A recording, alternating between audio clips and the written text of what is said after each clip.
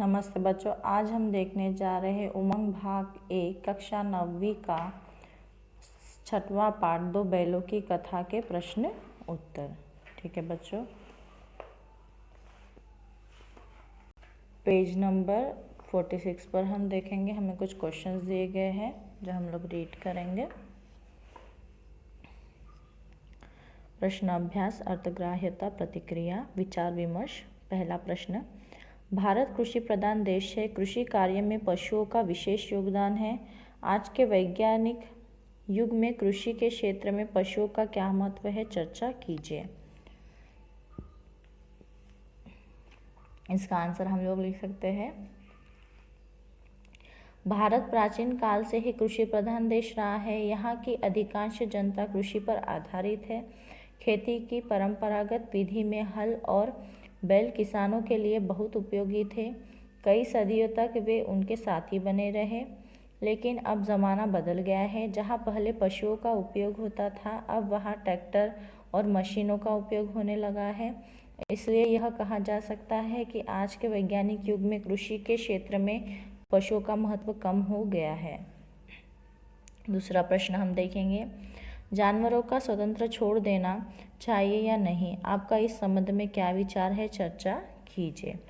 अक्सर हम यह देखते हैं कि लोग अपने घरों में कुत्ते, बिल्ली या पक्षियों को पालते हैं। उन लोगों को अपने पशु पक्षियों से बहुत लगाव होता है, लेकिन अगर हम हमारे पालने से उन पशुओं की स्वतंत्रता में बाधा पड़ती है तो ऐसा करना गलत है।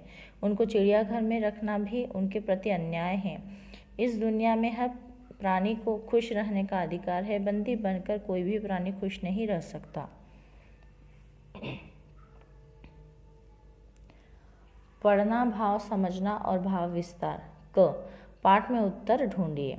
पहला, पाठ ध्यान से पढ़िए। उन पंक्तियों को रेखांकित कीजिए जिसमें हीरा के गुस्सैल स्वभाव का पता चलता है। ठीक है बच्चों, तो आपको उन पंक्तियों पर अंडरलाइन करना है जिससे आपको पता चलता है कि हीरा क्या था, गुस्सैल था।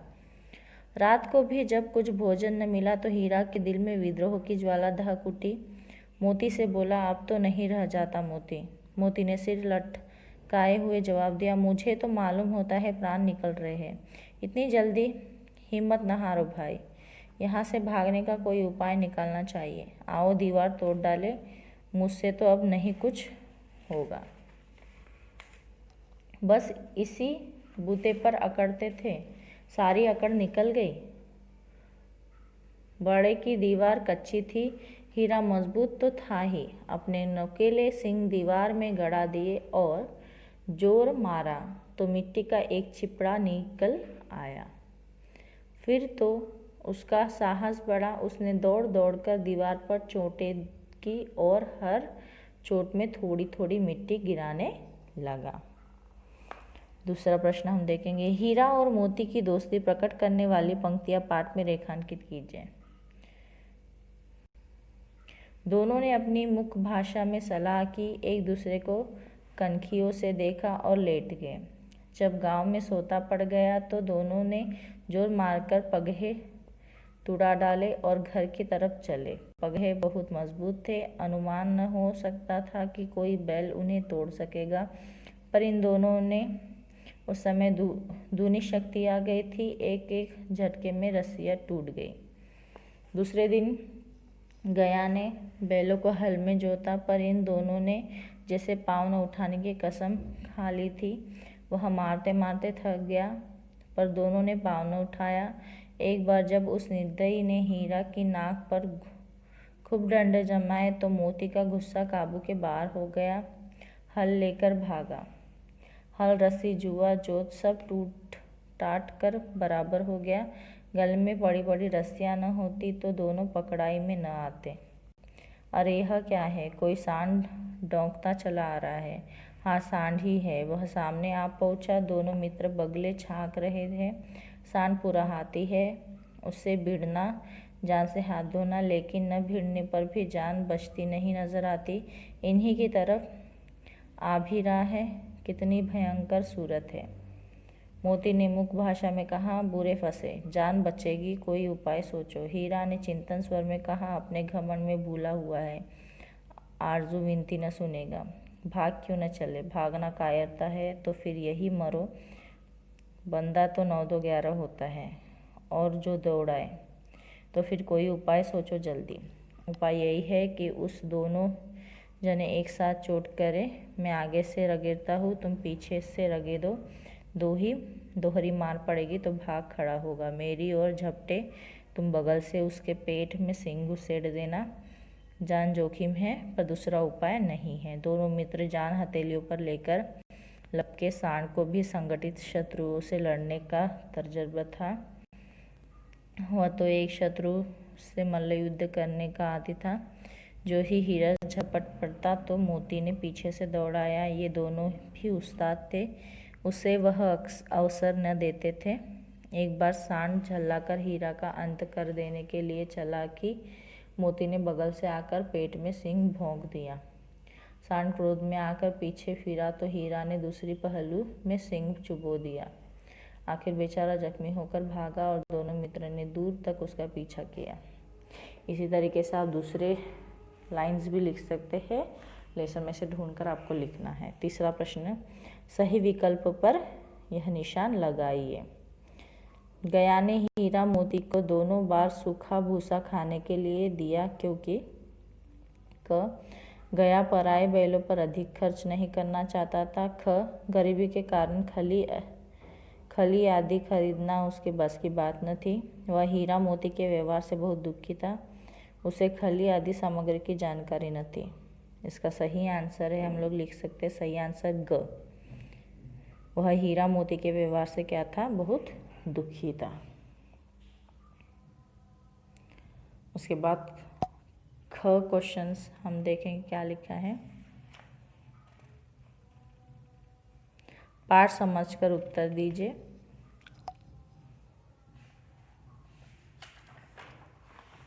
आशय स्पष्ट कीजिए। पहला है क, अवश्य ही उनमें ऐसी कोई गुप्त शक्ति थी जिससे जीवों में श्रेष्ठता का दावा करने वाला मनुष्य वंचित है। इसमें हम लोग लिख सकते हैं लेखक परिचय। 2 बैलों की कथा के रचनाकार श्री प्रेमचंद है। प्रेमचंद की कहानियाँ मानसरोवर के 8 भागों में संकलित है। उनकी भाषा सरल, सजीव व मुहावरेदार है। संदर्भ, झूरी के दोनों बैल हीरा और मोती का परिचय देते हुए लेखक ने उनके बारे में ऐसा कहा है।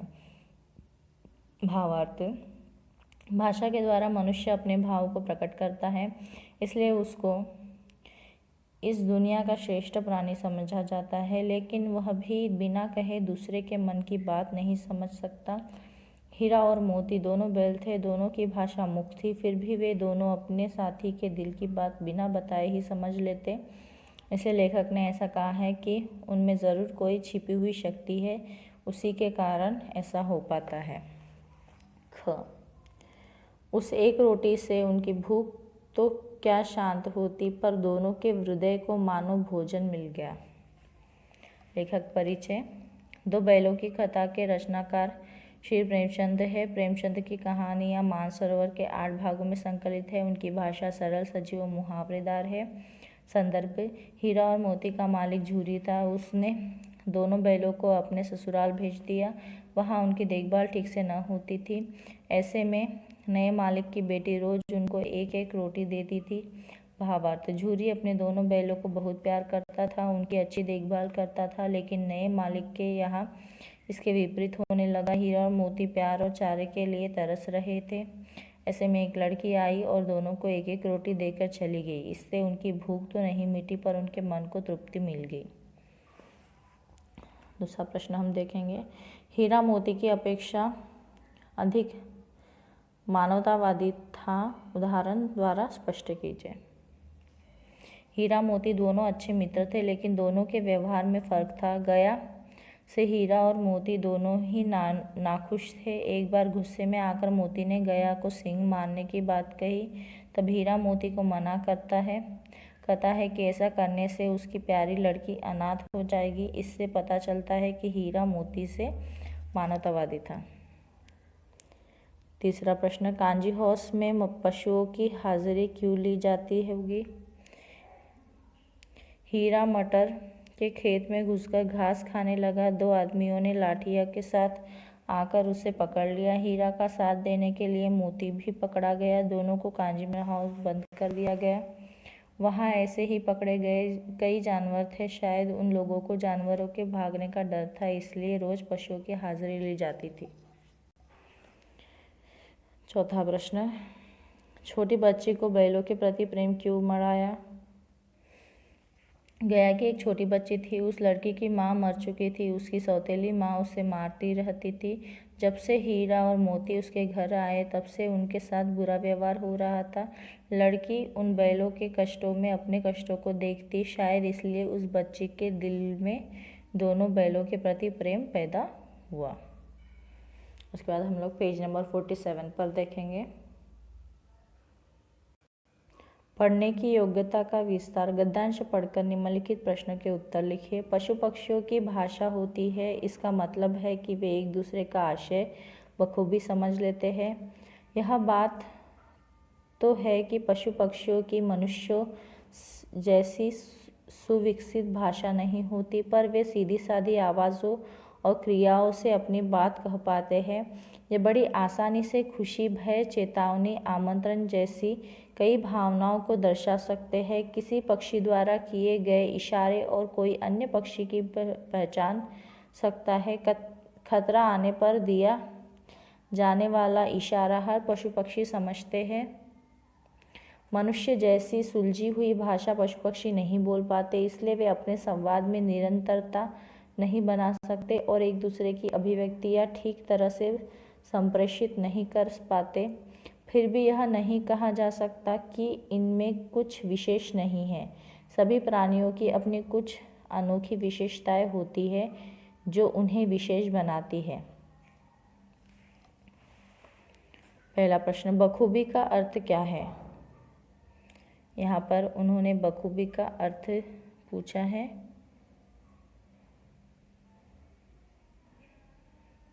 पहला यानी उन्होंने कुछ पर्याय दिए, हम लोग देखेंगे। क ठीक नहीं, ख अच्छी तरह, ग कठिनाई, घ बहुत।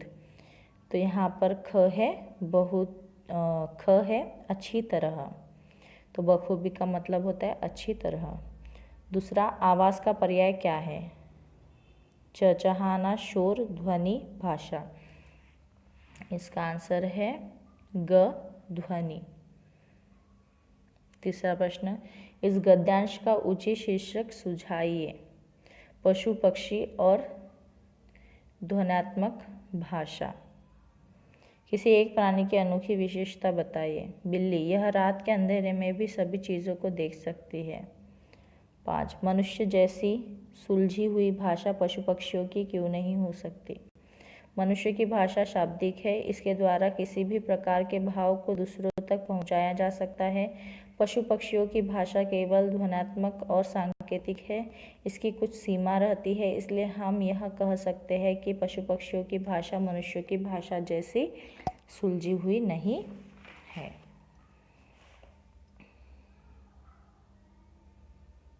अभिव्यक्ति सृजनात्मकता स्वाभिव्यक्ति क। निम्नलिखित प्रश्नों के उत्तर 4-5 वाक्यों में लिखिए। मनुष्य के साथ अमानुषिक व्यवहार गलत माना जाता है, किंतु मनुष्य पशुओं के साथ अमानुषिक व्यवहार करता है, उनसे कठिन परिश्रम करवाता है। ऐसी स्थिति के कारणों पर प्रकाश डालिए। मनुष्य जाति अधिकतर स्वार्थी है। मनुष्य अपने आप को श्रेष्ठ मानते हैं, बाकी सब पशु पक्षियों के अपने आगे कुछ नहीं समझते। मनुष्य उन पशुओं की मुख भाषा से उनके दर्द को समझ नहीं पाता। अपनी बुद्धि से मनुष्य तरह तरह के जानवरों को अपने काबू में करता है और उनके साथ मनचाहा व्यवहार करता है। अगर हीरा मोती को सही समय पर उनका मालिक झुर्री न मिलता तो कहानी का अंत कैसे होता? हीरा मोती को कहानी के अंत में उनके असली मालिक झुर्री का साथ मिल गया। अगर ऐसा नहीं होता तो हो सकता था कि दड़ियल उन दोनों को अपने घर ले जाता, उनको मरवा कर उनके चमड़े, सींग जैसी चीज़ों को बेचकर पैसा कमा लेता। इस प्रकार कहानी का अंत बुरा भी हो सकता था। तीसरा प्रश्न, घर गांव झूरी को देखते ही हीरा मोती में साहस फूट गया। मोती ने दड़ियल को गांव के बाहर खदेड़ दिया। हीरा और मोती ने खरीद कर ले आ जाते समय ही दड़ियल का विरोध क्यों नहीं किया? इस साहस के उत्पन्न होने का क्या कारण रहा होगा? कांजी हाउस में कई दिन बंदी रहने के बाद हीरा मोती की जिंदगी के प्रति आशा भी खत्म हो जाती है। उन्हें आभास होता है कि दड़ियल उन्हें ले जाकर मार सकता है, लेकिन कांजी हाउस में रहने पर भी उनकी जान बचते नजर नहीं आती। इसलिए वे दड़ियल का विरोध किए बिना उसके साथ चले गए। लेकिन अपना घर गांव झूरी को देखते ही उनकी जीने की आशा जाग उठी और उन्होंने दड़ियल को वहां से मार भगाया। चौथा प्रश्न, कहानी में किसानों के पशु प्रेम को दर्शाया गया है। इससे पता चलता है कि किसान और उसके पशु एक दूसरे से बहुत प्रेम करते हैं। इसके महत्व पर प्रकाश डालिए। खेती के कामों में किसानों के साथ साथ बैलों का भी बहुत योगदान रहता है, इसलिए पशुओं को किसानों के साथ ही समझा जाता है। दोनों एक दूसरे की ज़रूरत को पूरा ही नहीं करते बल्कि एक दूसरे से प्रेम भी करते हैं। उसके बाद पेज नंबर 48 पर हम लोग देखेंगे। फिफ्थ क्वेश्चन, लेकिन औरत जात पर सिंह चलाना मना है, यह भूले जाते हो। हीरा के इस वचन के माध्यम से स्त्री के प्रति प्रेमचंद की दृष्टिकोण को स्पष्ट कीजिए।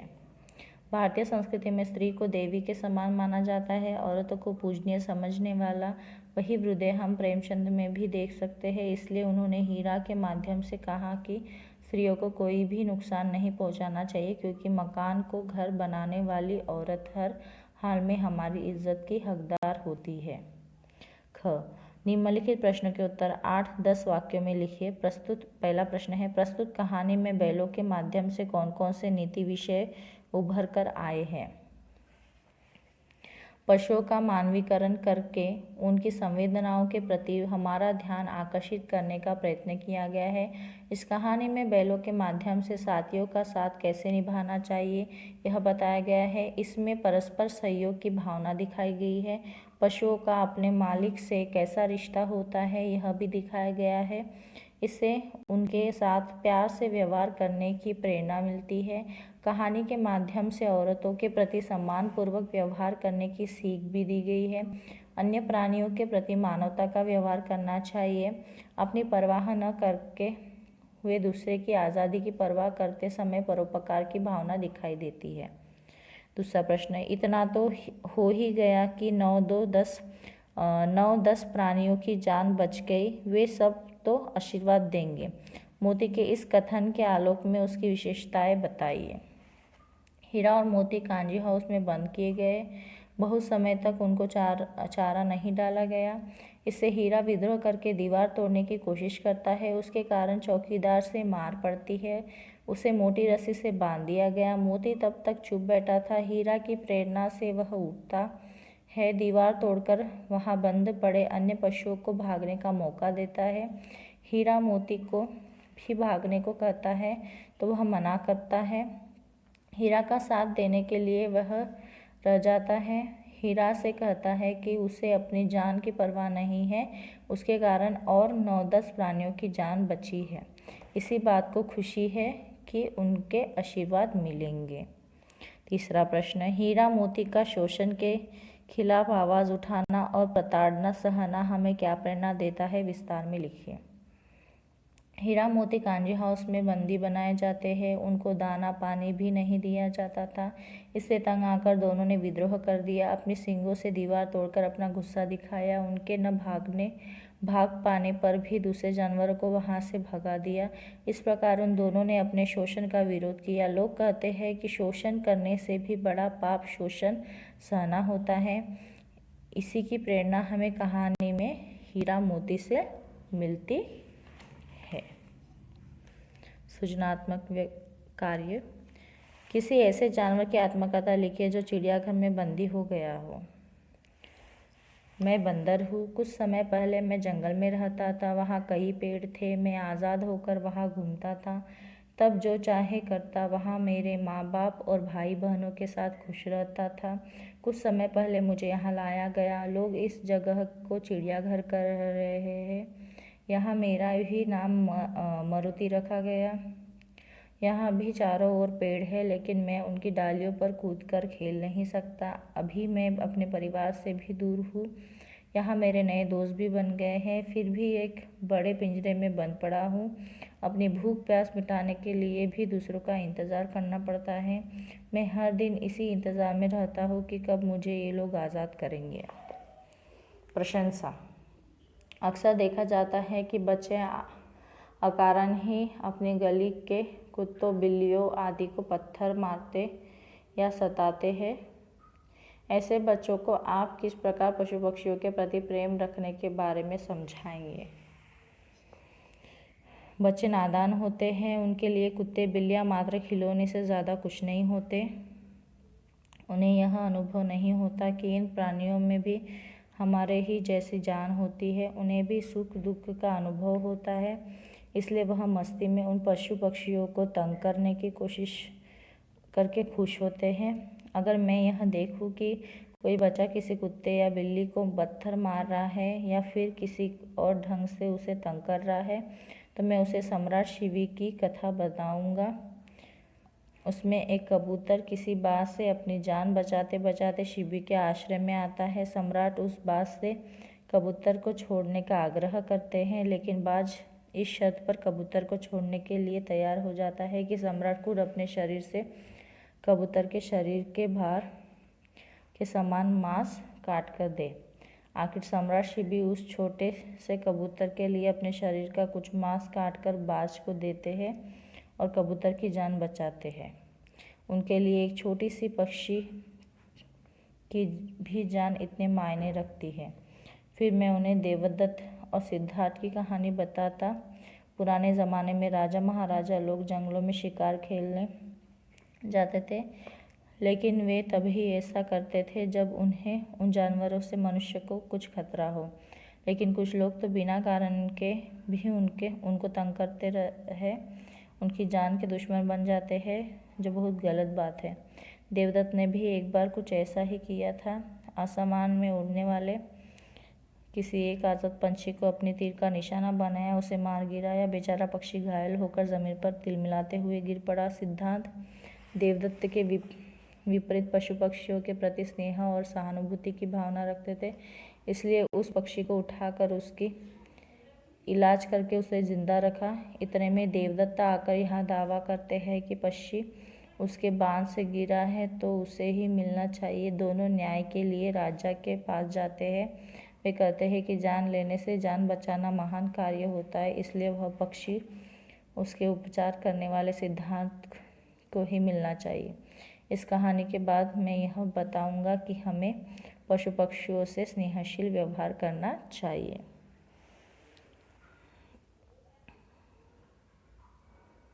भाषा के बाद पाठ में आए मुहावरे ढूंढिए और उनमें से किन्हीं 5 मुहावरे का अपने वाक्य में प्रयोग कीजिए। ठीक है बच्चों, आपको पाठ में से मुहावरे ढूंढने हैं, जैसे जान से हाथ धोना, प्राण खोना। ठीक है, उसके बाद 9 2 11 होना, जान हथेली पर लेना, जी तोड़ मेहनत करना, ईंट का जवाब पत्थर से देना। ये सब मुहावरे हो गए और इसका आपको सेंटेंस बनाना है। जैसे कि एग्जाम्पल में बोल रही हूँ, जान से हाथ धोना, प्राण खोना।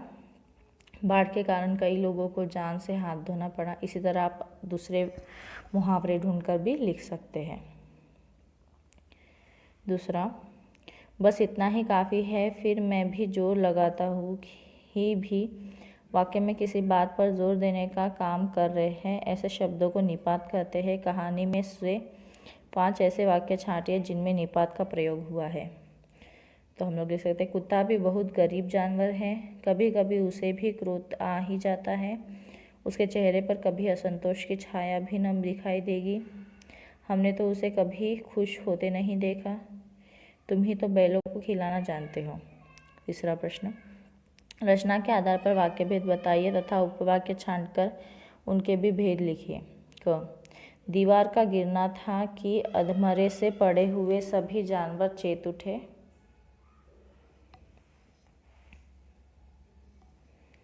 सहसा एक दड़ियल आदमी जिसकी आंख लाल थी और मुद्रा अत्यंत कठोर आया। हीरा ने कहा, गया के घर से नाहक भागे, मैं बेचूंगा तो बिकेंगे, अगर वह मुझे पकड़ता तो मैं बेमारे न छोड़ता। आश्रित वाक्य इसमें से है आश्रित उपवाक्य। क, दीवार का गिरना था। ख, जिसकी आंखें लाल थी और मुद्रा अत्यंत कठोर आया। ग, गया के घर से नाहक भागे। घ, मैं बेचूंगा। ड, अगर वह मुझे पकड़ता। प्रधान उपवाक्य। क, अधमरे से पड़े हुए सभी जानवर चेत उठे। ख, सहसा एक दड़ियल आदमी आया। ग, हीरा ने कहा, घ, बिकेंगे न, मैं बेमारे न छोड़ता। रचना के आधार पर वाक्य के 3 भेद है: सरल वाक्य, संयुक्त वाक्य और मिश्र वाक्य। परियोजना कार्य, पशु पक्षियों से संबंधित एक अन्य कहानी एकत्रित कीजिए। आपको पशु पक्षियों से संबंधित मीन्स कोई एक स्टोरी लिखनी है जहाँ पर पशु पक्षियों के बारे में लिखा गया है। ठीक है बच्चों, तो मैं आशा करती हूँ आपको यह प्रश्न उत्तर समझ में आ गए इस लेसन के। धन्यवाद।